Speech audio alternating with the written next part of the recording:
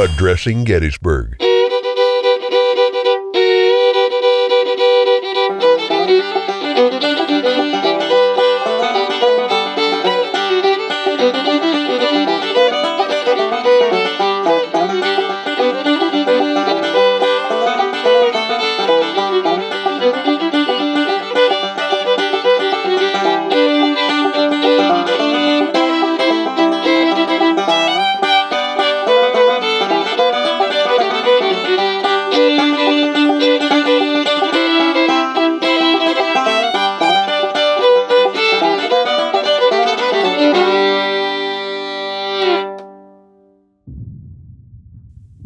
July 7th, 1863. Lee's headquarters, outside Gettysburg, Pennsylvania.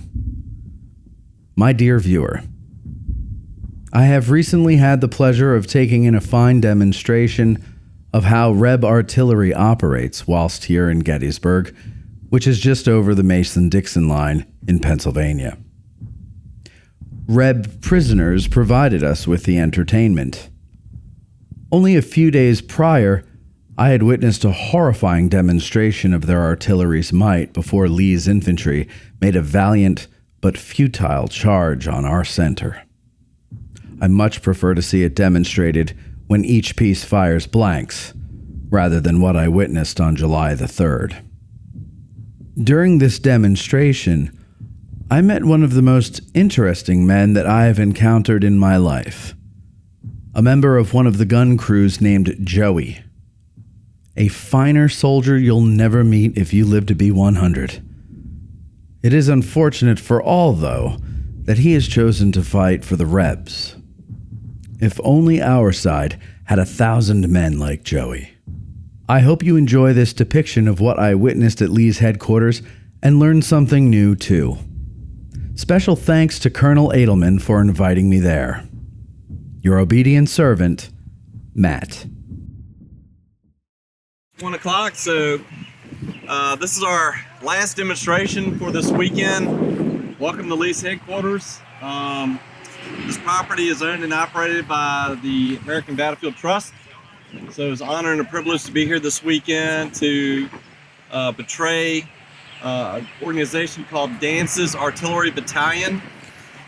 They were a battalion of reserve artillery in the Army of Northern Virginia leading up to the Gettysburg campaign. Dance's Artillery Battalion would actually arrive too late in the day on July 1 to take part in any actions. However, after the Federals were pushed back through town towards Culp's Hill, Cemetery Ridge, Dance's Artillery Battalion, if you know what the cemetery or the seminary is, just to my right, the cupola where Buford was, just on the other side of the cupola of that building is where Dance's Artillery Battalion was placed on July 2nd and 3rd. 1863, and they would stay in that position on both days, the 2nd and the 3rd. On July 2nd, they would take part in the cannonade operations against Culp's Hill, beginning at 4 o'clock p.m. In the afternoon of July 2nd, and on July 3rd, they would take part in the great cannonade against Cemetery Ridge in order to try to break the middle of the Federal line. The battalion itself was comprised of 4 20-pound Parrott rifles, 4 10-pound Parrott rifles, 10 3-inch ordnance rifles, and 2 12-pound Napoleons. The particular battalion comprised of 4 different batteries, and we're representing this weekend one of those 4 batteries. It's called the Battalion Light Artillery. I know James here is a friend of mine. He lives in Maryland, but he's familiar with Central Virginia. Anybody here from Central Virginia? Virginia at all? Everybody knows where Richmond is? All right. So Richmond, the capital of the Confederacy, Powhatan County, currently is about a 25-minute drive just northwest of the city of Richmond. These men were planters, sharecroppers, farmers, store clerks. Actually, Lieutenant Cunningham, who was in the Powhatan Light Artillery, would be promoted to battery commander because Captain Dance was promoted to battalion commander leading up to the Gettysburg campaign. Very tight-knit, close-knit community of men. They were from the same county. They were neighbors. They went to the same churches together. They were best friends. They were relatives. Over the course of July 2nd and 3rd, the entire battalion would expend 1,888 rounds of ammunition over a 2-day period. The Powhatan Light Artillery, the one battery out of the battalion, would expend 308 rounds of ammunition over the course of 2 days. The battalion would bring 78 officers and enlisted men to the field at the Gettysburg campaign. They would suffer about 20% casualties with 3 killed and 19 wounded by the end of July 3rd. And of course, at the end of July 3rd, with the failure of the Army of Northern Virginia at Gettysburg, they will begin their long retreat back towards Virginia. So what we're going to do for our demonstration today is I'm going to leave you for a few minutes and we go back to the battery and we're going to fire the guns. Now I want you to keep in mind, each of these guns that we have here in the field today, these are reproduction guns, but each one would have fired 1 pound of black powder for each projectile, okay? We're firing black powder charges of anywhere from 8 to 10 ounces, so about half of a pound of black powder. So when you hear these guns go off, think about doubling the sound effect of what you're hearing. But also think about all the guns, the Confederate guns over here across Seminary Ridge, all the Federal guns over the course of 3 days on Cemetery Ridge. And then think of the thousands of muskets that were going off as well. It had to be quite deafening. Once I fire the guns, I'm going to come back over to you. I'm going to talk to you about the guns themselves, the different rounds that were being fired, a little bit about the position, some of the implements they use to make these guns fire, and then we're going to do another round of firing for you. All right, I'll be back with you in just a few minutes.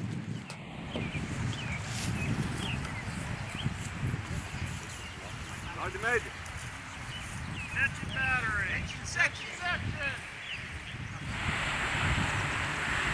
Battery, shell. 1,700 yards. Move. Section, move.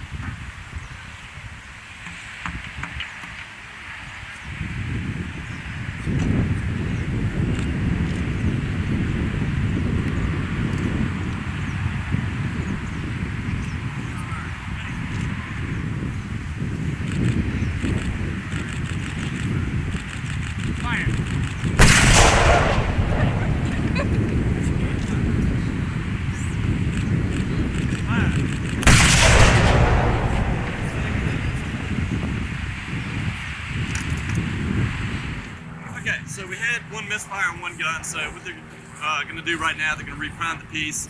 Probably while I'm talking, if I don't lose my voice, they're going to refire the gun. Alright, so the guns that we're firing here today. First gun is a 10-pound Parrott. It's a rifle piece.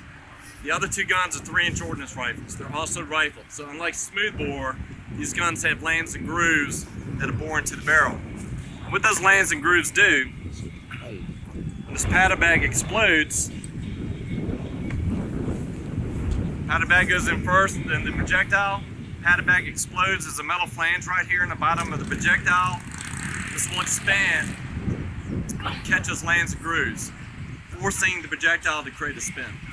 Kind of like a football. Got a shape like a football, conical shape, looks like a bullet.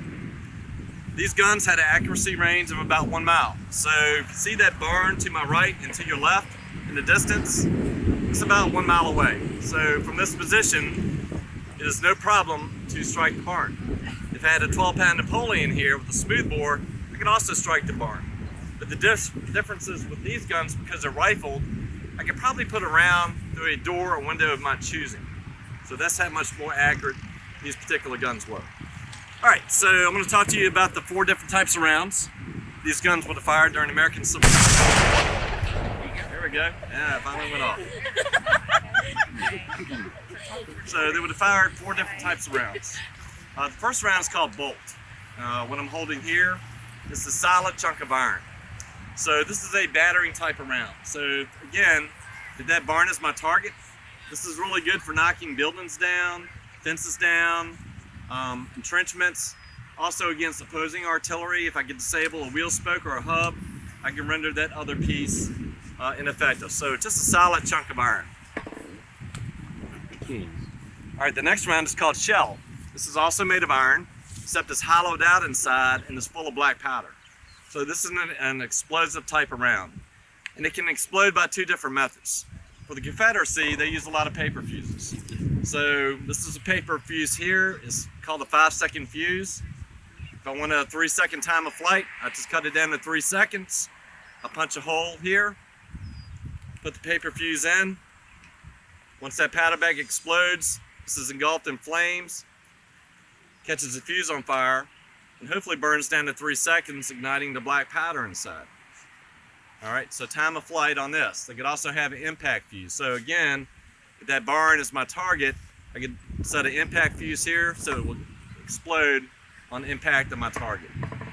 Really good at catching things on fire, the fields, the forest, buildings, and so forth. Not really effective against infantry or cavalry, but it's really good at catching things on fire. The third round would be called case. Looks exactly like shell, also made of iron, hollowed out inside, full of black powder, but also inside has little bits of metal, nails, anything I could find. So this is an anti-personnel type of round. So I want this to be on a fuse here, a paper fuse here. I want this to explode in mid-air in front of advancing troops or cavalry, so that the forward momentum of the round and the explosiveness of the round rain down not only the iron, but also all the bits of metal down on advancing infantry and cavalry. Put this right here because it rolls. The fourth round was called canister. So the first 3 rounds I talked about, they're all made of iron. This is made of tin. This is a non-explosive round. It is full of lead mini balls packed in sawdust. Basically, I'm turning each of these guns here to one giant shotgun. This has an effective range of up to 300 yards. What else in the American Civil War, weapon-wise, had an effective range of 300 yards? Muskets. A rifled musket. So when I resorted to canister, that means enemy infantry is to my front within 300 yards. Now here at Gettysburg, Confederate artillery may have used some canister here on day 1 to sweep the town. They really didn't use it on day 2 and 3 because they were in a fixed position here along Seminary Ridge. However, July 3rd, in particular July 3rd, as soon as the Confederate Army crossed the Gettysburg Road, that fence, they were now within 300 yards of the Union position. Federals were pouring canister after canister after canister into advancing Confederate infantry. Very devastating, the most feared round on both sides. It would cut entire swaths of men out. In a desperate situation, I could resort to double canister. 2 of these, 2 pounds of black powder, doubling the effect. Very, very devastating. Many accounts in the American Civil War that advancing infantry knew when canister was being fired because they could see a rippling effect across the ground like little waves coming towards them, and they would just kind of lean into it like they were leaning into a stiff wind. This is a natural human reaction. So those are the 4 rounds. Each attachment, each gun would have 7 positions on them, and they're all numbered. So positions 1 through 4 would actually be on the gun, servicing the gun. Position 5 is between the gun and the limber. And then positions 6 and 7 are working the limber. So I'm going to talk about each position really quick to kind of give you an idea of how they make this gun fire. All right, number 1. That was a number 1. There we go. You don't know his numbers yet. All right, so number 1, he stands at the right front. He's holding an implement called a sponge ram. It's a long wooden rod, sponge-like material on one end, a bucket of water underneath the barrel. He dunks the sponge in the bucket of water. He runs into the breech. The reason for that, the powder bags at that time were made of cotton, Eisenberg, or flannel. So there still may be burning residue inside the barrel of the gun. So before we introduce another pound of black powder, we want to make sure we extinguish all the flames. So it's kind of like a cleaning tool. Once the new powder bag is in, a new round, you then inverts it. On the other end is a wooden block. You'll ram home the powder bag and the round to the breech of the gun. Number 2. All right, that's him. Hold just one arm up. Okay. So he's holding an implement called a worm, another wooden rod, but he's got two metal prongs on it. That's a cleaning tool. Again, he gets that worm in there with these two metal prongs and he can get out all the debris. Black powder burns very dirty, it gunks up a lot. We don't want any misfire, so he uses that to clean out anything. He also loads the gun with the new powder bag in a round. Number 3. All right, so number 3, he has the busiest job on the gun. He has 3 different jobs. On his left thumb, he has a piece of leather wrapped around it called a thumb stall. On the top rear breech of the tube is a vent hole. So on command ready, or load and ready, he steps in and he covers that vent hole with a piece of leather. What is fire's best friend? Air and oxygen. So if number 1 did not do his job properly, extinguishing any burning embers or flames inside the tube, we want to create a vacuum, because before we enter that new powder bag, we don't want a premature explosion. All right, he's also holding a priming wire, and this is used to run down the vent hole to puncture the powder bag, exposing the black powder.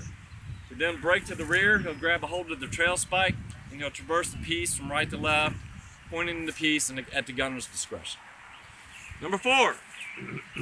So number 4 has the funnest job. He's a trigger man. He makes the gun go off. He has 2 very simple tools. First one is a lanyard. It's a long rope. It's a wooden toggle for him to hold onto on one end. On the other end, a metal hook. On his leather pouch, he has a number of these items here called friction primers. These are little brass or copper tubes full of fine-grained black powder. A little wax on one end to keep the powder from falling out. On the other end, a metal pin. So on the command load, real tough, he puts the hook on the pin, then pulls the lanyard taut. And on command fire, he pulls the lanyard. This pin will pull out. There's a little mercury fulminate on top. It creates a spark, ignites the black powder, shoots a flame down the vent hole to the exposed powder bag. Easy peasy. Number 5. There he is. Man, get his autograph later if you like. All right, so he's responsible for taking the ammunition and rounds from the limber chest to number 2. And to do that, he's wearing what's called a gunner's haversack. It's a leather sack to put the round into to keep it safe. The last thing I want to do is to be carrying a live powder charge in my bare hands in the field of battle. Sparks, flames flying through the air. So the gunner's haversack is used to protect the rounds in the powder bag as it goes to the gun. 6. There. Oh, he's also 6 too. He's a busy man today. So 6 and 7 would be on the limber. They're preparing the rounds that the gunner is calling for. Underneath the limber chest under the lid, and when you come over later, you can take a look at it. It's called a table of fire chart. Kind of like a period calculator or computer. So based on the time of flight, distance, the round, they know how to set or cut the fuses that are being called for. The last position on the gun is not numbered. The gunner, that's him. He's a non-commissioned officer. He's a corporal. He's in charge of his detachment to train them, make sure they're fed, equipped, clothed, drilled, and taken bulk. That's how the gun goes off. So we make the guns go off again. All right. So what I'm going to do is I'm going to go back over to the battery. We're going to do 3 firing sequences for you. We're going to fire by half battery. So that's 2 guns and then 1 gun, because we only have 3 guns here today. Then we're going to fire by piece from right to left. And then we're going to fire by battery. Once we do that, I'm going to secure the guns, and once it's nice and safe, you'll be welcome to come over and take a closer look at it. Sound good? I'd like to point out one other special guest that we have serving on our detachment today is Joe. Is Joe's mom here? Joe's mom, dad? All right. So Joe, he's helping us out on the middle gun is number 5. Joe's special needs, and you got him his uniform last night. He wanted to get out here and participate with us today, so we trained on the number 5 position. And on the middle gun, he took the round from the limber chest up to number 2. So y'all give Joe a big hand.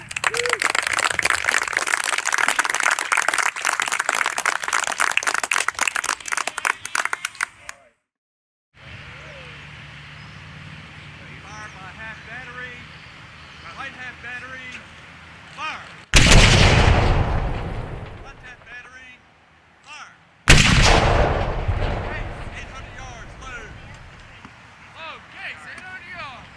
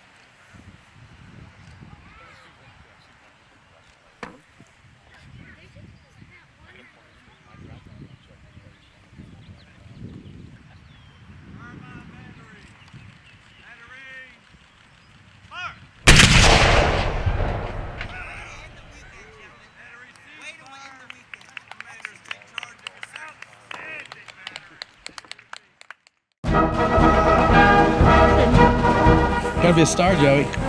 Yeah, it was awesome. Tell me about it. How'd you get to do that? Man, well, this gentleman who actually gave me this uniform wanted me to do this. Man, it's a lot of fun. Did you ask him if you could, or did you? Well, he asked to fire the cannon, but I'm not allowed. But also, I'm allowed to put the carnage on the what's it called? Yeah, the carnage in the bag. So it was really the cartridge. cool. Okay, yeah. Right. So what did you have to do? What was? Explain your job. What I have to do is, so this one gentleman put the carnage in my bag. The thing in my bag, and then I showed it to the other gentleman, and then to tell me that the guy's ready for advance. So I showed him, and then he grabbed it and put it in the cannon. Right. And was that a hard job to do? No, it actually is really easy. It's a really easy job. Joey, I have a really important question. Go ahead. What's your favorite podcast? Ooh. No, wait. What do you mean, ooh? The Address in Gettysburg. Jesus. The Address in Gettysburg. Let me ask you this, Joey. What's your favorite podcast? The Address in Gettysburg. And let me ask you another question, Joey. Don't get yourself. Of all the podcasts you listen to, which one came out here to see you? Oh, hi. You. That's right. Yeah. So remember that.